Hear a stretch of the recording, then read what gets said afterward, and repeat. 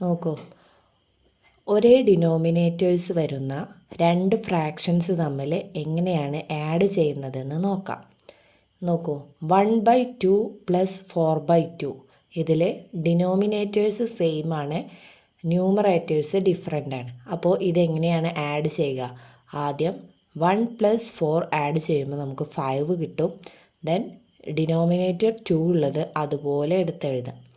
അപ്പോൾ 5/2. ഇനി 5/3 + 4/3 = 5 + 4/3 = 9/3. Then 4/8 + 6/8 = 4 + 6/8 = 10/8. അങ്ങനെയാണെങ്കിൽ 11/12 + 2/12 എത്ര?